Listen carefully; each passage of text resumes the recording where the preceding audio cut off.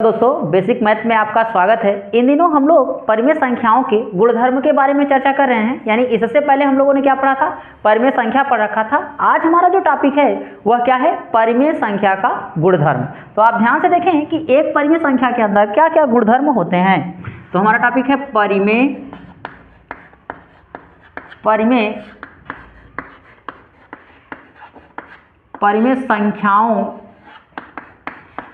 संख्याओं के गुणधर्म। तो बच्चों, परिमेय संख्याओं के मुख्यतः 3 गुणधर्म होते हैं। पहला गुणधर्म क्या है कि यदि हमारे पास कोई परिमेय संख्या है और उसके अंश तथा हर में हम समान संख्या से क्या करें? भाग दें, तो उस संख्या के मान में कोई परिवर्तन नहीं होता। दूसरा गुणधर्म क्या है? यदि कोई हमारे पास क्या है? परिमेय संख्या है और उसके अंश तथा हर में दोनों में हम समान संख्या से क्या करते हैं? भाग देते हैं, तब भी परिमेय संख्या के ऊपर कोई भी फर्क नहीं पड़ता। तीसरा परिमेय संख्या क्या है? तीसरा जो परिमेय संख्या का गुणधर्म है वह क्या है कि यदि हमारे पास क्या हो? यदि हमारे पास कोई भिन्न हो a बटा b, अर्थात एक परिमेय संख्या है a बटा b और दूसरा जो परिमेय संख्या है वह क्या है? c बटा d है। तो यदि a और d का गुणा c और b के गुणा के बराबर है तो उनका जो परिमेय संख्याओं का मान होगा, यानी वह दोनों परिमेय संख्याएं भी आपस में क्या होंगी? बराबर होंगी। क्या आप हमारी बात समझ पा रहे हैं? तो देखते हैं, हम लोग इसी टॉपिक को क्या करते हैं? लिखते हैं और आपको समझाते हैं कि हम कह क्या रहे हैं। ठीक है, तो आप देखें क्या होता है। पहला गुणधर्म क्या है? पहला गुणधर्म यही है कि किसी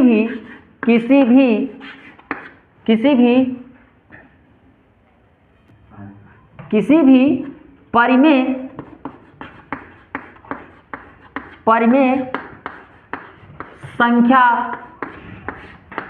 संख्या के अंश तथा हर में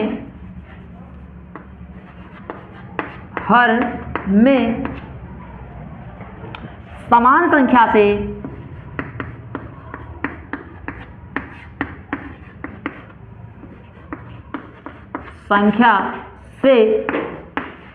से गुणा करने पर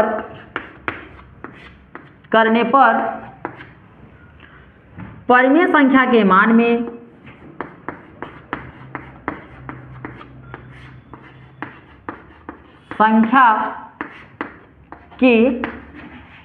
परिमेय संख्या के मान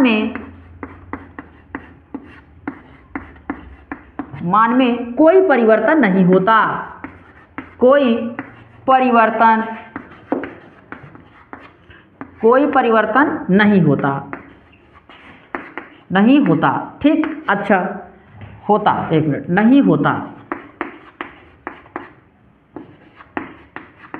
पहला गुणधर्म यही है। हम लोग एग्जाम्पल इसके समझने का प्रयास करते हैं। जैसे हमारे पास क्या है? एक परिमेय संख्या है 5 बटा 3। यह क्या है? एक परिमेय संख्या है जो किसके रूप में लिखी है? a बटा b के रूप में, या आप लिख सकते हैं p बटा q के रूप में। तो a बटा b के रूप में एक परिमेय संख्या लिखी है। तो इस परिमेय संख्या में अंश और हर में दोनों में हम क्या करेंगे? समान संख्या में। देखिए, अंश तथा हर में दोनों में समान संख्या से क्या करें? गुणा करें। तो इसके मान में कोई परिवर्तन नहीं होता। बस दोस्तों, ये याद होना चाहिए आपको कि वह संख्या शून्य नहीं होना चाहिए। यदि वह संख्या शून्य हो जाएगी तो फर्क पड़ जाएगा इस संख्या के ऊपर। तो हम इसमें क्या करते हैं? ऊपर अंश में मान लेते हैं हम किससे गुणा कर रहे हैं? 3 से, और नीचे हर में भी हमें किससे गुणा करना पड़ेगा? 3 से। तो आप जानते हैं कि जब इसको आप इसमें गुणा करेंगे ये हो जाएगा 15 ना, और इसमें इसका करेंगे तो 9 हो जाएगा। फिर आप इसको काट लेंगे, 5 3 आएगा 15 और 3 त्रिका 9, यानी कितना आ जाएगा? 5 बटा 3 ही आएगा। ठीक, यानी 5 बटा 3 हमारे पास पहले था और जब हम संख्या से गुणा किए तब भी उसका मान क्या आया था? 5 बटा 3। दूसरा एग्जाम्पल आप समझ लें, 15 बटा, मान लेते हैं हमारे पास 15 बटा 10 है। अब 15 में हमने क्या किया? 2 का गुणा कर दिया। जब 2 का गुणा हमने अंश में किया है तो हर में भी हम किससे ही गुणा करेंगे? 2 से गुणा करेंगे। बच्चों, तब 2 से गुणा करेंगे तो 15 दूना कितना हो जाएगा? 30 हो जाएगा। 15 दूना 30 और नीचे कितना हो जाएगा? 10 दूना 20। ठीक, तो अगर आप इसको काटना चाहते हैं तो काटे किससे काट दीजिएगा आप? 2 से ही काटिए, ऊपर हो जाएगा 15 और नीचे हो जाएगा कितना? 10 ना। तो इस प्रकार से, यानी आप अगर काटें तो इसको और भी काट सकते हैं, लेकिन आप ये समझ पाए होंगे क्या कि यदि हमारे पास कोई परिमेय संख्या है उसके अंश तथा हर में हम समान संख्या से क्या करते हैं, गुणा करवाते हैं, तो उस संख्या के ऊपर इस गुणा का कोई भी प्रभाव नहीं पड़ेगा। तो इस प्रकार से आपने परिमेय संख्या के पहले गुणधर्म को समझ लिया। अब हम लोग क्या करेंगे, इसका दूसरा गुणधर्म क्या है उसको समझते हैं। तो हम इसको मिटा देते हैं, आप स्क्रीनशॉट लेते चलिएगा। अब हम लोग तो हमारा दूसरा गुणधर्म क्या है, देखें, यदि, अब फिर से देखें दूसरा गुणधर्म क्या है, यदि किसी परिमेय संख्या, यदि किसी परिमेय संख्या के अंश तथा हर में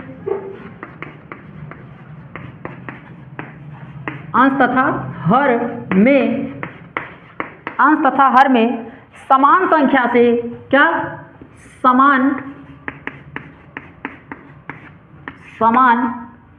संख्या से क्या किया जाए, भाग दिया जाए, समान संख्या से भाग दिया जाए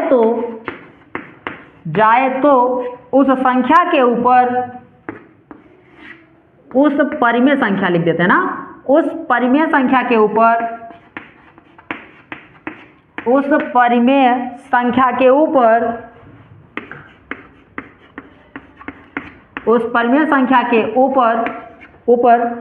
कोई परिवर्तन या कोई फर्क नहीं पड़ेगा, कोई प्रभाव संख्या के ऊपर कोई प्रभाव, एक मिनट, संख्या के ऊपर कोई प्रभाव नहीं पड़ेगा।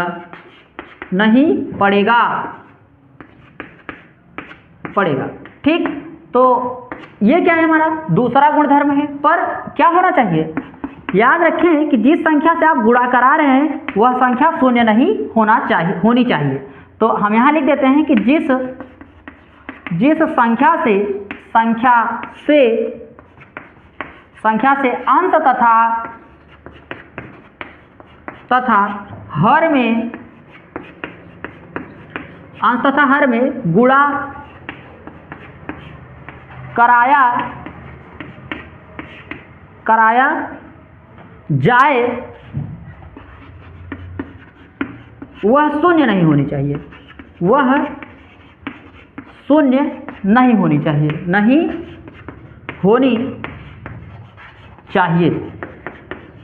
यानी वह संख्या क्या नहीं होनी चाहिए, शून्य नहीं होनी चाहिए। अब हम मानते हैं कि हमारे पास क्या है, एक परिमेय संख्या है, यानी कि इसको समझते हैं। एग्जाम्पल इसका क्या करा है, हमारे पास एक परिमेय संख्या है जो किसके रूप में है, a बटा b के रूप में है। वह संख्या क्या है, हम ले लेते हैं 4/5, यानी एक संख्या हमारे पास क्या, 4/5। अब इस संख्या के अंश, यानी ऊपर वाले को क्या बोलेंगे, हम पहले बता रखे हैं, ऊपर वाले को बोलते हैं अंश और नीचे वाले को क्या बोलेंगे, हर ना। अंश और हर, इस अंश में भी भाग करवाना है और हर में भी, तो हम यहाँ भाग करवा देते हैं। चलो, हमने 2 का भाग करवा रखा है इसमें, या 3 का, ठीक, हम इसमें 3 का भाग करवा देते हैं। यानी यहाँ लिख देते हैं कि 4/3 पूरे का बटा 5 और भागा कितना कर देंगे, 3, ये कर देंगे बच्चों। अब हम इसमें क्या करेंगे, इसका भाग देंगे। जब हम लोग इसमें भाग देंगे तो इसका मान क्या होना चाहिए, अपरिवर्तित होना चाहिए। तो भाग का मतलब इसी चीज को हम और अच्छे से करते हैं यहाँ पे, तो ये क्या हो जाएगा, 4/3 भागा 5/3, ये हो जाएगा। अब जानते क्या है, हम लोग जानते हैं कि अंदर का गुणा हो जाता है और बाहर का। तो यहाँ ऊपर ये क्या आ जाएगा, 4 × 3/5 और × 3। आप जानते हैं कि 3 से 3 क्या हो जाएगा, कट जाएगा, तो बचेगा क्या, 4/5। यानी वह परिमेय संख्या क्या है, 4/5। देखें, यानी कि हम लेके क्या चले थे, 4/5, और वह परिमेय संख्या भी हमें क्या प्राप्त हो रही है, 4/5 ही प्राप्त हो रही है। और हम उदाहरणों की बात करें, यानी अन्य एग्जाम्पल यदि आप समझना चाहें तो हम यहाँ बताते हैं आपको। मान लेते हैं कि हमारे पास एक अतिरिक्त परिमेय संख्या, एक और परिमेय संख्या लेते हैं। हमने ले रखा है क्या, 8/5। या हाँ 8/5 हमारे पास क्या है, एक परिमेय संख्या है। ठीक, 8/5। अब इस परिमेय संख्या में हम क्या करेंगे, 7 से भाग देंगे ना, यानी हर में भी ये क्या है a/b के रूप में लिखी है, तो इसके अंश में भी और हर में भी हम किससे भाग देंगे, 7 से। तो 8 और भागा कितना, 7, और यहाँ पे 5 और भाग किससे देंगे आप, 7 से। आप जानते हैं भाग देने का मतलब है कि इसको हम किस में करें, इसको हम भाग में ले जाएं तो लिखेंगे 8/7 पूरे का बटा 5/7, यही करेंगे। अंदर अंदर और बाहर बाहर गुणा करवाएंगे। जब गुणा करवाएंगे तो 8 और गुणित ये ऊपर नीचे वाला कहाँ चलाएगा, ऊपर 8 × 7, और यहाँ कितना हो जाएगा फिर 7 × 5 ना, तो 7 से 7 क्या हो जाएगा, कट जाएगा, और संख्या क्या निकल के आएगी, 8/5। यानी दोस्तों जो संख्या हम पहले लेके चले थे 8/5 हम पहले लेके चले थे, और अब भी हमें क्या प्राप्त हो रहा है, 8/5 ही प्राप्त हो रहा है। आप ध्यान से इसको लेके चलिएगा, परिमेय संख्याओं के गुण बहुत आवश्यक है। इससे हर हाल में आपका जो भी कंपटीशन एग्जाम है उसमें प्रश्न आते ही आते हैं। ग्रुप डी में अक्सर आपने ऐसे प्रश्न देखे होंगे। अब हम क्या करेंगे, अब हम करेंगे इसका अगला गुणधर्म समझेंगे, यानी इसका जो तीसरा गुणधर्म है वह क्या है, तो वह क्या है कि हम मान लेते हैं कि हमारे पास एक क्या है, परिमेय संख्या है, जो किसमें लिखी है, a/b के रूप में लिखी है ना। तो हमने दो परिमेय संख्या ले रखा है, एक a/b के रूप में है और दूसरी क्या है, c/d के रूप में है।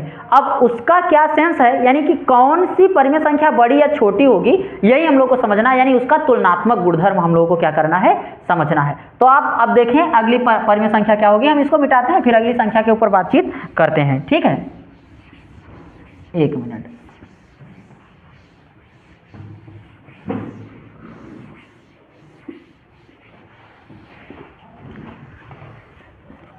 तो हमारे तीसरा जो परिमेय संख्या का गुणधर्म है वो क्या है, यदि क्या है, a/b व c/d क्या है, एक परिमेय संख्या है ना, क्या है, यदि a/b व c/d क्या है, परिमेय संख्या है। लिख देते हैं दो परिमेय संख्याएं हैं, दो परिमेय संख्याएं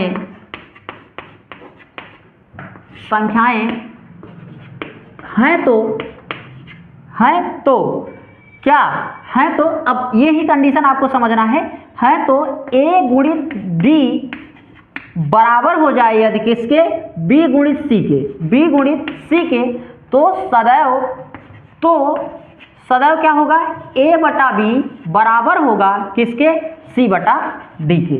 यानी तब यह परिमेय संख्याएं भी आपस में क्या होंगी, बराबर होंगी। एग्जाम्पल आप समझें, जैसे हमारे पास क्या है, 5/3 बराबर 4/5 ये है।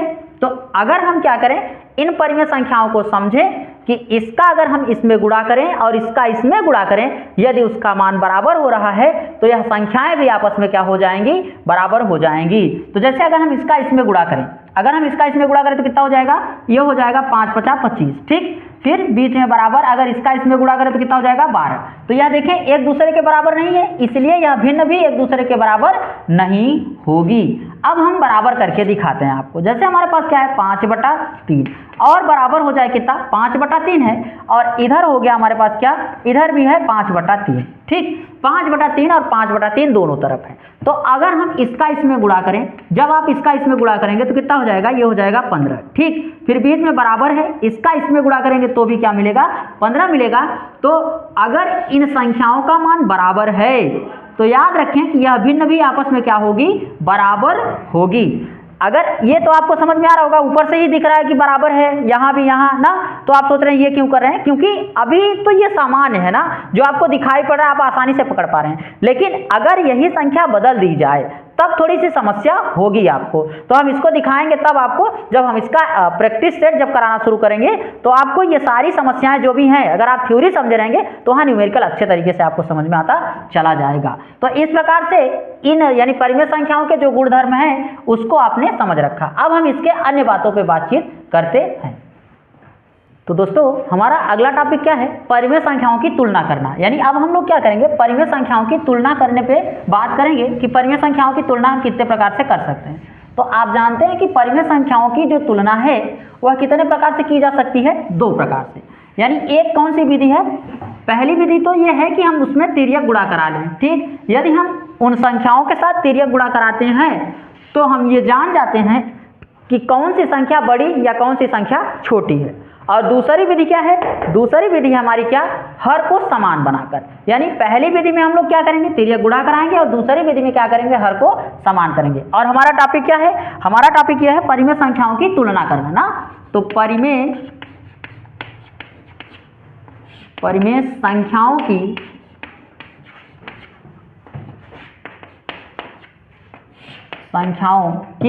तुलना करना।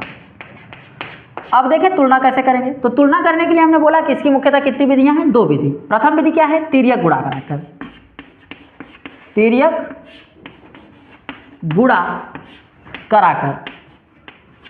कराकर। बच्चों हम क्या करेंगे, पहली विधि में हम इसके साथ क्या करेंगे, तिर्यक गुणा कराएंगे, और तिर्यक गुणा करके ये कंफर्म करेंगे कि कौन सी भिन्न बड़ी या कौन सी भिन्न क्या है, छोटी है। तो हम मान लेते हैं कि हमारे पास क्या है, माना हमारे पास दो परिमेय संख्याएं हैं। क्या है, एक परिमेय संख्या क्या है, a बटा b है, और दूसरी परिमेय संख्या क्या है, c बटा d है। ठीक, तो हम यहां लिखेंगे क्या, माना दो परिमेय संख्याएं, दो परिमेय संख्याएं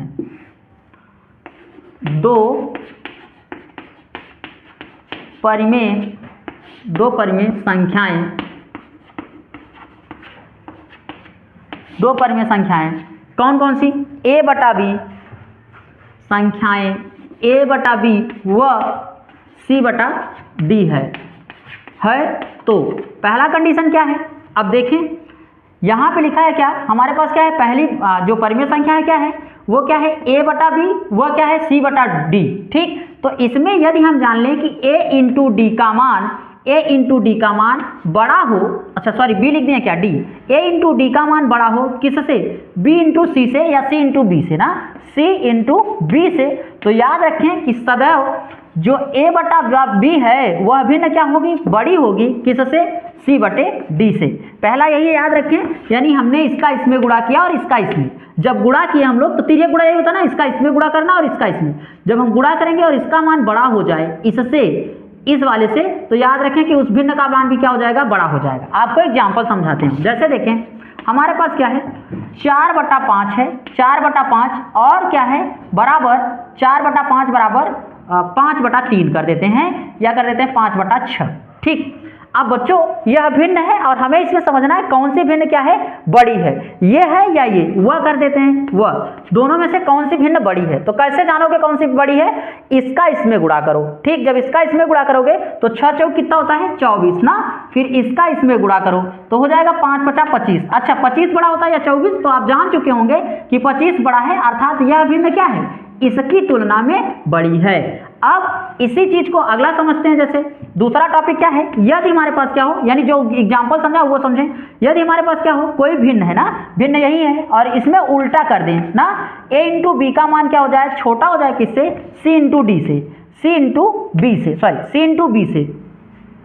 अगर इससे छोटा हो जाएगा तो जो भिन्न होगी वह सदैव क्या होगी, यानी वह भिन्न क्या होगी, बड़ी होगी, जो एग्जांपल आपने समझा हुआ है ना।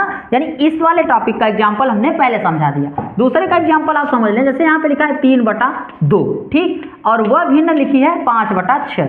तो अब आपसे कह रहा है कि आप बताएं कौन सी भिन्न बड़ी होगी। तो आप जानते हैं कि इसका इसमें गुणा करें कितना आएगा, 18 हो जाएगा, और इसका इसमें गुणा करें कितना हो जाएगा, 10 हो जाएगा ना, 10। तो 18 बड़ा है, इसलिए आप ये समझ पाए होंगे कि यह भिन्न क्या हो रही है, बड़ी हो रही है ना। यह भिन्न क्या है, बड़ी है, और इसमें क्या हो रहा था, यह भिन्न क्या थी, बड़ी थी ना। अब ये दो कंडीशन आप समझ पाए हैं। अगली कंडीशन क्या है ये समझे, यानी तीसरा जो इसकी तीसरी शर्त है वो क्या है, तिर्यक गुणा का। यदि हमारे पास a गुणित d, एक मिनट यहाँ पे b कर दिया, आप इसको d बना लीजिएगा, a गुणित d, यानी अगला कंडीशन जो है तीसरा क्या है, यदि a गुणित d का मान जो है वो बराबर हो किससे, c गुणित b के।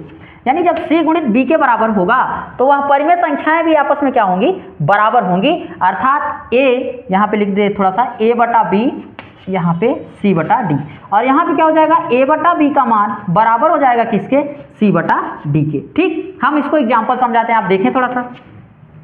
ये पहले वाले का एग्जाम्पल है, ये दूसरे वाले का है, और ये किसका है, तीसरे वाले का। देखें जैसे हमारे पास क्या है कि एक परिमेय संख्या है 5/2, ठीक, और यहाँ पर क्या है, वह दूसरी परिमेय संख्या हमारे पास क्या है, दूसरी परिमेय संख्या है 10/4, ठीक, 10/4। अब हमें पता करना है कि इन दोनों में से कौन सी परिमेय संख्या बड़ी है। तो हम इसका इसमें गुणा करेंगे और इसका इसमें करेंगे और गुणा करेंगे, यदि कौन बड़ा है कौन छोटा तब उसका निर्णय लेंगे। तो गुणा करें आप, तो हो जाएगा 4 पंचे 20, 20 और बराबर, यहाँ पे देखें बराबर, बराबर ना लगाएं, इससे पहले छोड़ दें, फिर इसका इसमें गुणा करें, 10 दूना 20, दोनों बराबर हो रहे ना, अर्थात यह भिन्न भी आपस में क्या है, बराबर है, यानी 5/2 बराबर होगी किसके, 10/4 के। तो यह भिन्न भी दोस्तों क्या है, बराबर है। अब हम आपके लिए 2-3 प्रश्न छोड़ देते हैं, आप करके हमें कमेंट करके बताइएगा कि कौन सी भिन्न बड़ी और कौन सी भिन्न क्या है, छोटी है। तो ये लिखा रहेगा आप ताकि इससे थोड़ा सा सहायता ले सकें आप। अब देखें हमारे पास प्रश्न है, यानी जो आपको करना है, यानी कि यहाँ पे लिख देते हैं 6/4 व 3/2। एक भिन्न ये है, दूसरा है 5/2 व 8/3। तीसरी भिन्न आप समझे, तीसरी भिन्न है 3/9 व 6/27। ठीक, तो बच्चों ये 3 प्रश्न आपके पास हैं, आप इन तीनों को सॉल्व करिएगा और करके कमेंट करिएगा कि कौन सी भिन्न बड़ी और कौन सी भिन्न छोटी है। क्या आपको ये बात समझ में आ रही है या नहीं? यदि आपको नहीं आ रहा होगा तो कमेंट करिएगा, हम फिर से वीडियो बनाएंगे दूसरा और आपको उसमें और अच्छे तरीके से हम समझाने का प्रयास करेंगे। तो यह पहला टॉपिक है तिर्यक विधि द्वारा, आप इसको समझ पाए होंगे। अब इसके दूसरे टॉपिक पे, यानी अब हम क्या करेंगे, हर को क्या करेंगे, बराबर करेंगे। यानी हर को किसी भी तरह, यानी दो, जैसे मान लीजिए हमारे पास 2-3 भिन्न दे रखा होगा, तो ये उन भिन्नों में हम हर को क्या करेंगे, एक समान करेंगे और हर का मान जब बराबर हो जाएगा तो हम पकड़ेंगे कि जिस भिन्न का अंश बड़ा होगा, अंश यानी ऊपर वाला, जिस भिन्न का अंश बड़ा होगा वह भिन्न क्या हो जाएगी, बड़ी हो जाएगी, या जिस भिन्न का अंश छोटा होगा वह भिन्न क्या हो जाएगी, छोटी हो जाएगी। पर बड़ा बराबर क्या होना चाहिए, उसका हर, यानी हम क्या लेंगे, मौसा लेंगे और या फिर किसी संख्या से गुणा कराएंगे और गुणा करा के यह निर्धारित करेंगे कि उन सभी भिन्नों का मान यानी जो हर है वह क्या है, समान है। तो आप इसका एक बार इसका स्क्रीनशॉट लें, फिर हम आगे बातचीत आपसे करते हैं। तो जो दूसरा टॉपिक है हमारा वो क्या है, हर को समान बनाकर। तो हम यहां लिखते हैं क्या, हर को समान बनाकर यही टॉपिक है। अब हर हम लोग समान कैसे बनाएंगे, तो सबसे पहले क्या करेंगे, यानी पहला टॉपिक है वो यही है कि सभी परिमेय संख्याओं का लस लेना, सभी परिमेय संख्याओं के हर का लस ज्ञात करें। सबसे पहले आप क्या करेंगे, प्रथम चरण है, सबसे पहले क्या करेंगे, सभी परिमेय संख्याओं के हर का लस लेंगे, लस लेते हैं, ठीक। यानी सबसे पहले आप क्या करेंगे, सभी परिमेय संख्याओं का लस लेंगे ना, लस लेंगे, पहली बात। अब दूसरी बात क्या है, यानी एक तो क्लियर हो गया कि जो भी परिमेय संख्या दी गई होगी, जैसे हमारे पास क्या है, मान लेते हैं कोई परिमेय संख्या है, जैसे दे रखा है 5/3 और 3/5 और 4/2, अगर दे रखा होगा तो इसका हर ये है और इसी का हम लोग क्या लेंगे, लस निकालेंगे, यानी इस परिमेय संख्या का क्या निकलेगा, लस। अब दूसरा कंडीशन जो आपको समझना है, यानी दूसरी बात, यानी प्रत्येक परिमेय संख्या में उपयुक्त संख्या से क्या करें, गुणा करना चाहिए। यही लिखेंगे कि प्रत्येक या सभी परिमेय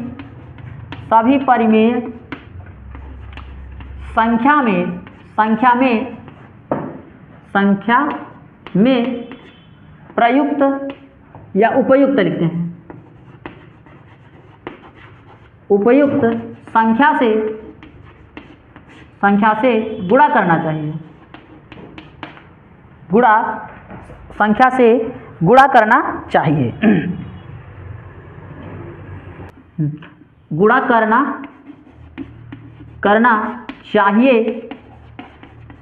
गुणा करना चाहिए, जिससे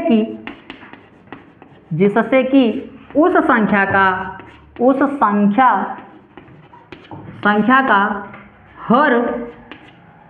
का हर लस के बराबर हो जाए,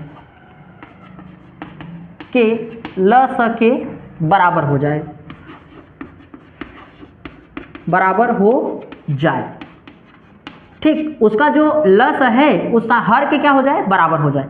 तीसरा पॉइंट अब हम लोग समझेंगे, यानी तीसरा जो टॉपिक है वो क्या करेंगे, अब इसमें क्या होगा कि जिस संख्या का जो अंश होगा, यहाँ तीसरा, अब इसमें हमें ये पकड़ना होगा कौन सी संख्या क्या है, बड़ी है।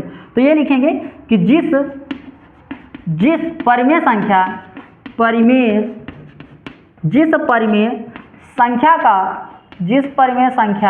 का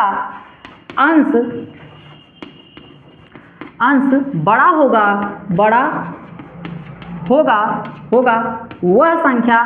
वह भिन्न लिखिएगा, या वह परिमेय संख्या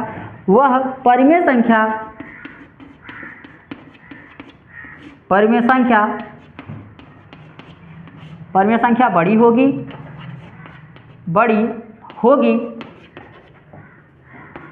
होगी तथा जिस परिमेय संख्या का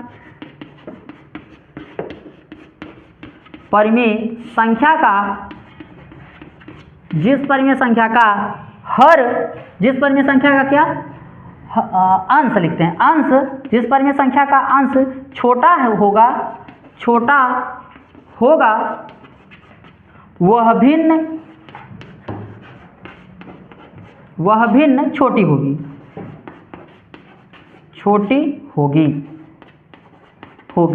तो ये इसके क्या है, यानी कि इसके लिए हर को समान बनाकर, ये 3 नियम है, इन तीनों नियमों को यदि आप लगाएंगे तो हर को समान बना ले जाएंगे, और जैसे ही हर समान बनेगा आप यह आसानी से समझ पाएंगे कि कौन सी संख्या बड़ी और कौन सी संख्या क्या है, छोटी है। अब हम लोग इसके एग्जाम्पल पे बात करते हैं ना।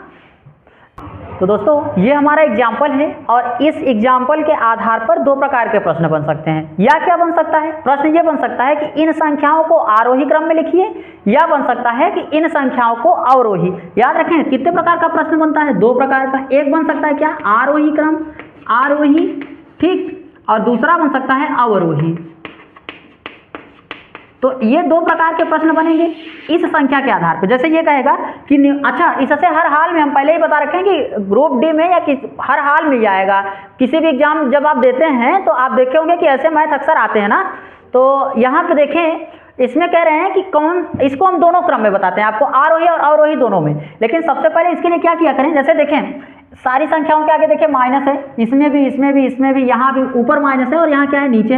तो सबसे पहला जो कंडीशन ये होगा कि हम ऊपर को ही माइनस रख सकते हैं, नीचे नहीं। तो हम क्या करेंगे कि इस संख्या में इसी संख्या को दोबारा लिखेंगे एक जगह हम, और यहाँ माइनस का गुणा कराएंगे। याद रखें जब माइनस और माइनस का गुणा कराएंगे तो नीचे अगर पहले से माइनस है, एक माइनस और आएगा तो ऊपर नीचे वाला क्या हो जाएगा, प्लस बन जाएगा, और ऊपर वाला क्या बन जाएगा, माइनस बन जाएगा। तो यहाँ हो जाएगा -3/10, और इसी संख्या का माइनस हम ऊपर लेते हैं, कामा लगा देते हैं -19/30, फिर कामा लगा देते हैं -8/15, फिर कामा लगाते हैं -9/20, फिर कामा लगाते हैं -7/10। अच्छा, पहली कंडीशन क्या है, पहली कंडीशन में हमने आप यही बोला है आपसे कि संख्या जो दी गई होगी, सभी परिमेय संख्या जो भी दी गई होगी, उन परिमेय संख्याओं के हर का लस लीजिएगा। हमने आपको यही बोला है। तो देखें इसका हर कितना हो रहा है, यानी -3/10, -19/30, -8/15, -9/20, -7/10। तो इसका हम लोग क्या लेंगे, लस लेंगे। किसका, इसके हर का। यानी यहाँ पे क्या हो जाएगा,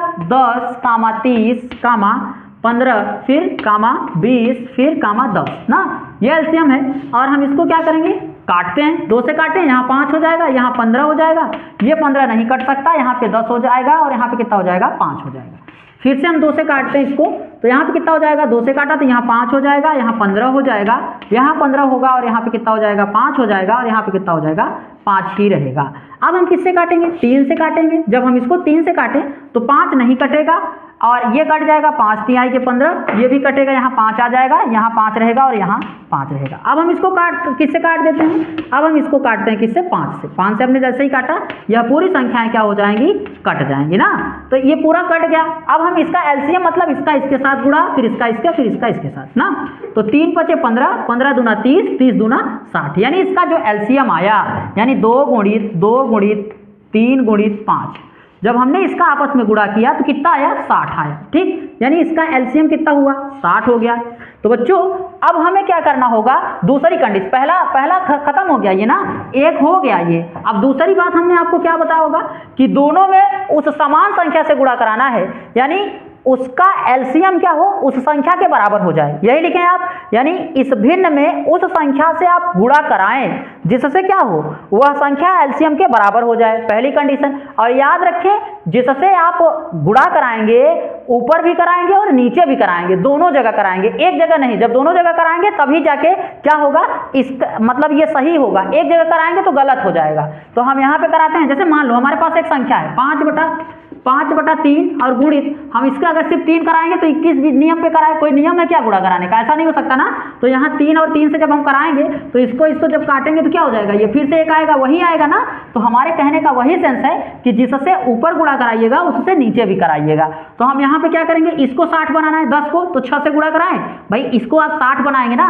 तो तीसरा नियम देखें, गुणा कराएंगे पहले दूसरा क्लियर कर देते हैं। जब यहाँ 6 से, क्योंकि 60 होना चाहिए, देखिए एलसीएम कितना है 60, तो जब 6 से गुणा करेंगे तो 6×60 और ऊपर भी करेंगे तो इसको लिखेंगे -3/10 और गुणित, एकदम विस्तार से बता रहे हैं ताकि आप समझ जाएं। यहाँ 6 और नीचे भी क्या हो जाएगा 6, फिर कामा, यहाँ देखें -19 और बटा 30 लाना कितना, हमें नीचे वाले को कितना लाना है 60 लाना है, इसलिए देखें 30 है, 2 का गुणा कराएं आप, 2 का गुणा कराएंगे 30 दूना 60, फिर कामा, यहाँ देखें कितना है -8 और नीचे कितना है भैया 15 है, गुणा किससे कराएंगे 15 चौका 60, तो 4 का ऊपर गुणा कराएंगे और 4 का नीचे कराएंगे। फिर आगे बढ़ें, यहाँ कितना लिखा है, कामा लगा देते हैं यहाँ पे, यहाँ लिखा है -9 और बटा कितना 20।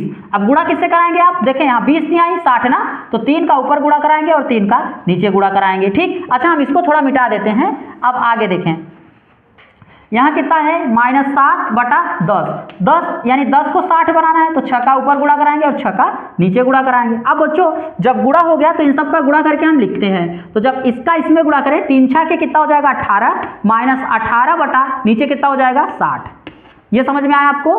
फिर आगे देखें, इसका इसमें करें तो 19 दूना 38 ना, 38 माइनस लगा दें और पूरे का बटा इसका इसमें करें कितना हो जाएगा 60 हो जाएगा, फिर कामा लगाएं। फिर इसका इसमें करें तो 8 चौक 32 कितना हो जाएगा 32, माइनस लगाना नहीं भूलेंगे और नीचे क्या कर देंगे, इसका हो जाएगा 60 ना, फिर कामा लगाएं। 9 का गुणा 3 में करें 9 त्रिक 27 ना, -27 और बटा कितना लिखेंगे यहाँ पे 60, ठीक। फिर करें तो अब इसका इसमें करें 7 6 42 कितना 42 और बटा -42 बटा कितना 60। अब देखें बच्चों दूसरा कंडीशन हमारा बनके तैयार है। अब तीसरा देखें, आरोही और अवरोही दोनों क्रम व्यवस्थित करना है ना, तो हम इधर वाला मिटाते हैं और फिर आपको समझाते हैं। देखें आरोही क्रम में भी व्यवस्थित करेंगे आप, अवरोही क्रम में भी व्यवस्थित करेंगे। अब एक देखो, एक संख्या रेखा एक ग्राफ होती है ना, संख्या रेखा ग्राफ, हम इसके बाद अच्छा आपको संख्या रेखा ग्राफ भी समझा देते हैं, थोड़ा समझ लें। जैसे संख्या रेखा ग्राफ है बच्चों, तो यहाँ पे मूल बिंदु होता है ना, और इधर जो संख्याएं होती है 1 2 3 4 5 6 इस प्रकार धनात्मक होती है, इधर संख्याएं ऋणात्मक होती हैं, ठीक। इधर वाली संख्याएं क्या होंगी, ऋणात्मक होंगी। अब देखिए बच्चों, जैसे मान लें हमारे पास 1 रुपये है और किसी के पास क्या है, किसी ने हमसे पूछा कि 1 बड़ा होता है या -5, तो हम लोग को क्या संख्या तो माइनस, देखिए संख्या तो 5 बड़ी है लेकिन माइनस लगने का सेंस है कि वह संख्या क्या है, ऋण में है ना, तो ऋणात्मक होने की वजह से उस संख्या का मान सदैव इससे कम हो गया। पहले ये मिला होगा, यानी हम चलते इधर से हैं बड़ी वाली संख्या, पहले ये मिला होगा तब यहाँ आएंगे, तो हम ये माइनस में चले आए हैं, यानी यहाँ पे क्या है ये माइनस है।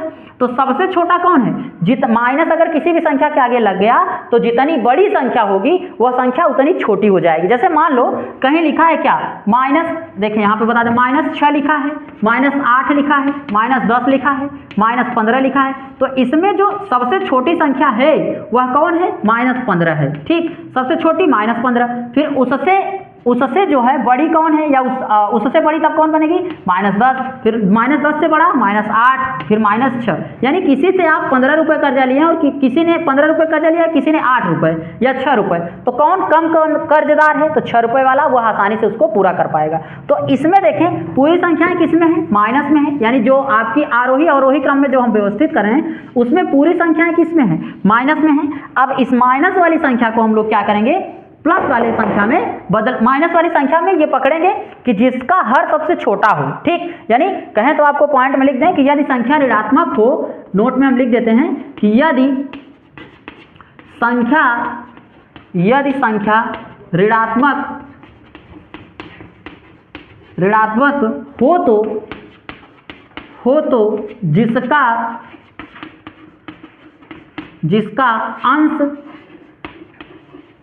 जिसका अंश सबसे छोटा होगा सबसे छोटा होगा वह संख्या क्या होगी, सबसे बड़ी होगी ना, बड़ी होगी। तो बच्चों यहाँ देखें, अब आप देख पा रहे होंगे कि इसमें देखिए हर सबका समान है 60-60, तो आप देखें कि सबसे छोटा जो अंश है वो कौन है, तो सबसे छोटा क्या है, 18 है। यहाँ पे देखें तो यानी -18, ठीक, -18 क्या है, सबसे बड़ा है। यानी पहले हम लोग किस में लिख रहे हैं, अवरोही में, यानी घटते हुए क्रम में। तो सबसे बड़ा कौन है, ये है। फिर उसके बाद क्या है, -27 है। फिर कामा लगाएं कितना, -27 बटे कितना, -27 बटा 60 ना। फिर आगे समझें आप, यहाँ पे 27 से, फिर 27 से बड़ा कौन है, तो उससे बड़ा कौन है, यहाँ पे -32 है। तो यहाँ लगाए -32 बटा 60 ना। फिर कामा लगाएं, फिर आप देखें कितना, अब देखें इसके बाद क्या है, -38 है। तो यहाँ लगाएं -38 बटा 60, ठीक। फिर उससे बड़ा, सबसे बड़ा कौन है, -42 बटा 60, ठीक। देखिए बच्चों ये क्लियर हो गया। अब अगर ये कौन सा क्रम है, अवरोही क्रम, कौन सा है, अवरोही ना। अब आरोही अगर बात की जाए तो आरोही में यही संख्या हम उल्टा कर देंगे, यानी इसी को पलट दो तो क्या मिल जाएगा। आरोही में अगर हम इसकी बात करें तो यहाँ आरोही में सबसे छोटी संख्या पहले लिखी जाती है, और यहाँ पे हो जाएगा ये लिखेंगे सबसे पहले, फिर लिखेंगे माइनस का 38.38 बटा 60 लिखेंगे। फिर क्या लिखेंगे, फिर मिलेगा -32 बटा 60। फिर क्या मिलेगा, माइनस कितना, 27 बटा -60। फिर क्या मिलेगा, -27 बटा 60। फिर मिलेगा -18 बटा 60, ठीक। तो ये कौन सी संख्या है बच्चों, ये क्या है, आरोही है ना, क्या है, आरोही। अच्छा, अब ये तो क्लियर हो गया, लेकिन समस्या कहाँ है, समस्या यहाँ है कि इसमें तो आपको 60, 65, 62 तो नहीं दिख रहा है, तो आप इसको कैसे सेट करेंगे। तो इसको सेट करने का आसान सा तरीका ये है कि आप देखें कि किस संख्या के सामने कौन सी संख्या आपने लिख रखी है। जैसे यहाँ पे देखें 18 यानी ये संख्या है ना, तो यहाँ पे 18 लिखे हैं, तो सबसे बड़ी संख्या कौन सी होगी, यानी सबसे बड़ी संख्या क्या है, हम इसको मिटा देते हैं ना, तब इसी की जगह पर करते हैं। देखें सबसे बड़ी संख्या यहाँ पे ये है, सबसे बड़ी संख्या क्या है, -3 बटा 10, ठीक। फिर कामा लगाएं। फिर यहाँ पे देखें आप, अगली जो संख्या आपने लिख रखा होगा यहाँ पे -27 किसका है, इसका है ना, इसका यानी तीसरे का 8 बटा 15। तो यहाँ पे लगाएंगे -8 बटा 15, ठीक। फिर कामा लगाएं। फिर इसके बाद क्या मिल रहा है, -32 तो -32, तो देखें इसका 32 किसका है, 8 चौक 32। अच्छा बच्चों यहाँ गलती हो गया हमसे, यानी ये नहीं होगा, 27 लिखना था ना, 27 तो किसका है, एक मिनट देखें इस वाली संख्या का ये हो गया, हमने इसको लिख रखा है। फिर उसके बाद देखें इस, अच्छा यहाँ से करो तब ज़्यादा समझ में आएगा, ठीक। अब देखो 27 वाला, तो यानी 27 इसमें देखो कहाँ है, ऊपर 27 ये है, तो 27 ये वाली संख्या होनी चाहिए ना, ये वाली, ठीक, 9 त्रिक 27 ना। तो यहाँ पे क्या हो जाएगा, कामा लगाएं, -9 बटा 20 हो जाएगा। फिर अगली संख्या क्या है, 27 के बाद 32 है, तो 32 ये है, 8 चौक 32, यानी कि माइनस कामा लगा के -8 बटा कितना लिखेंगे, 15, ठीक। फिर आगे देखें आप, 32 के बाद क्या है, -38 ना, यानी 38, तो 38 ये है, 19 दूना 38, तो फिर यहाँ कामा लगाएं, लिखिए -19 बटा 30, ठीक। फिर उसके बाद अब क्या बच रहा है, यहाँ पे 42 बच रहा है ना, देखें यहाँ पे कितना है, 42, तो 42 किसका है, इसका है, यानी कि -7 बटा कितना, 10, यानी सबसे छोटी संख्या क्या है। अब देखें ये कौन सा क्रम होगा, ये क्रम कौन सा है, अवरोही ना, यानी घटते हुए क्रम। अगर हम आपसे इसी में बढ़ते हुए क्रम की बात करें होते, तब आप क्या लिखते, -7 बटा 10 कामा -19 बटा 30, फिर कामा -8 बटा 15, फिर कामा -9 बटा 20, फिर कामा -3 बटा 10। ये कौन सा क्रम है, आरोही, ठीक। तो बच्चों इस प्रकार आपने इसके जो टॉपिक है उसको समझ रखा होगा। अब हम इसके लिए आपको उदाहरण दे देते हैं, यानी कुछ सवालें दे देते हैं, आप वो करके हमें कमेंट करके बताइएगा कि कौन सी संख्या बड़ी और कौन सी संख्या छोटी है, ठीक है। तो हम इसको साफ करते हैं और आप लिखें और करिएगा, ज़रूर करेंगे तो अगर अभ्यास करने से बहुत जल्दी आता है। आप कोशिश करिएगा, अगर कोशिश करेंगे तो आ पाएगा, अगर नहीं करेंगे तो भाई देखिए तब नहीं आएगा। करने से होता है, बाबा रामदेव जी कहते हैं। देखें यहाँ लिखेंगे -2 बटा 5, फिर लिखेंगे 3 बटा -2, ठीक। फिर लिख देते हैं -8 बटा 3, फिर लिख देते हैं -5/6 माइनस यहाँ ये 5/6, ठीक। फिर कामा 3/2। तो इस संख्या को करिएगा और करके हमें कमेंट करके बताइएगा कि इसमें आरोही, अच्छा याद रखें करना क्या है, आरोही और अवरोही दोनों क्रम करना है, आरोही और क्या अवरोही, ये दोनों क्रम आपको करना है, ठीक है। अगर आपको ये आ जाएगा अच्छे तरीके से तो अब हम अगले वीडियो में नेक्स्ट बात पे मिलेंगे, यानी इसके आगे वाला क्रम क्या होगा उसमें हम लोग बातचीत करेंगे, ठीक है।